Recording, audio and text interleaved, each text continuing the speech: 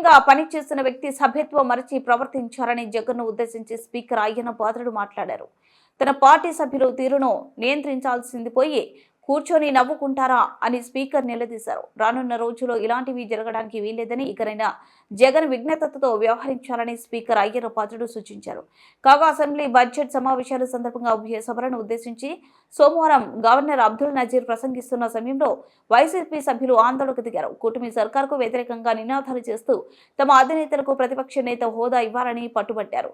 ఈ మొత్తం పరిణామాలపై ఇవాళ స్పీకర్ అయ్యన్న పాత్రుడు తీవ్రంగా స్పందించారు. రాష్ట్రానికి సీఎంగా పనిచేస్తున్న వ్యక్తి సభ్యత్వం మరిచి ప్రవర్తించారని జగన్ పై ఫైర్ అయ్యారు. గవర్నర్ ప్రసంగిస్తుండగా వైసీపీ సభ్యులు గందరగోళం సృష్టించడం సభ సాంప్రదాయాలను మంట గలపడమేనని అన్నారు. నమస్కారం అండి. మొదటి రోజు సమావేశానికి వచ్చేసిన సభ్యులందరికీ స్వాగతం. ఈ సభని ప్రారంభించే ముందు కొన్ని విషయాలు మీతో మాట్లాడాలనుకుంటున్నాను. నేను ఏంటంటే నిన్న సభలో జరిగినటువంటి సంఘటన మీ అందరూ చూశారు.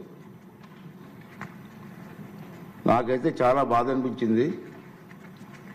ప్రజాస్వామ్యంలో మన రాష్ట్రంలో ఉన్నతమైన సభ ఈ సభ. ఆ సభకి ప్రసంగించడం కోసం ముఖ్య అతిథిగా గవర్నర్ గారిని అతిథిగా మనం ఆహ్వానించుకున్నాం. అతన్ని గౌరవించవలసిన బాధ్యత అందరూ సభ్యులందరూ ఉంది, మీ అందరికీ తెలిసిన విషయమే. అటువంటి గవర్నర్ గారు ఉపన్యాసం చేస్తున్నప్పుడు నిన్న జరిగిన సంఘటన సభ్య సమాజం సిగ్గుపడవలసిన విషయం నేను భావిస్తున్నాను. నిన్న జరిగిన సంఘటన మీరు కళ్ళారా చూశారు, మీరు అందరూ కూడా, మీరే కాదు ప్రజలందరూ చూశారు. ఒక ముఖ్యమంత్రిగా పనిచేసిన వ్యక్తి, ఒక పార్టీకి అధ్యక్షుడిగా ఉన్న వ్యక్తి, పార్లమెంటు మెంబర్గా కూడా పనిచేసిన వ్యక్తి సభ్యత మర్చిపోయి ఆ విధంగా ప్రవర్తిస్తే కనీసం కూర్చొని చూస్తూ నవ్వుకుంటున్నాడు తప్పించి వాళ్ళ సభ్యుల్ని కంట్రోల్ చేసే పరిస్థితి ఎక్కడ కనిపించదండి మనకి. పైగా ఎంకరేజ్ చేస్తాడండి. ఇది సాంప్రదాయం అండి. ఇది సాంప్రదాయం అంటారా?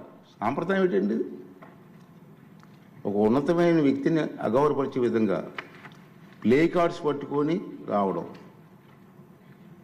కాగితాలు చింపి పోడియం మీద విసిరారు. అంటే గవర్నర్ మాట్లాడుతూ ఉంటే గవర్నర్ మీద, ఇది పద్ధతి కాదు.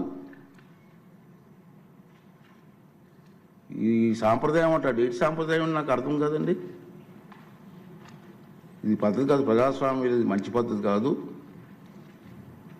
పైగా అతనికి ఆలోచన లేకపోయినా పక్కనే ఉన్నటువంటి సీనియర్ మెంబర్ బొత్స సత్యనారాయణ గారికి కూడా ప్రోత్సహించారు.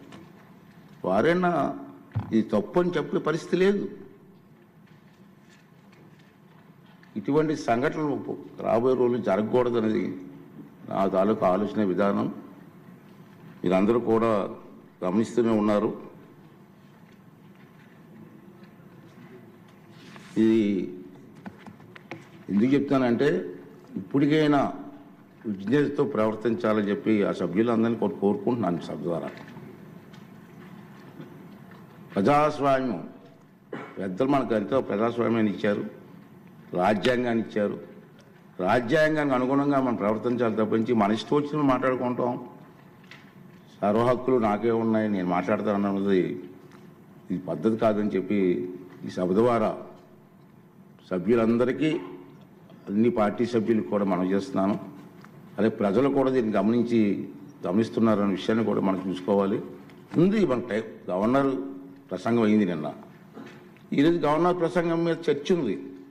వాళ్ళకి ఏమైనా అభ్యంతరాలు ఉంటే ఈ చర్చలు పాల్గొనవచ్చు కదా, మాట్లాడే అవకాశం మనం ఇస్తాం కదా.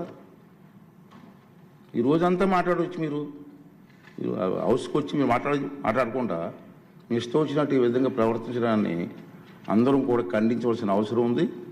ఇటువంటి సంఘటనలు రాబోయే రోజుల్లో జరగకూడదు అనేది నా తాలూకు అభిమతం. ఈ రెండు విషయాలు మీ ముందు చెప్పాలని నేను ఈ మాట్లాడతానని చెప్పి మనం చేస్తూ, మరి ఇప్పుడు ఈ సభలో జరగబోయే సభలో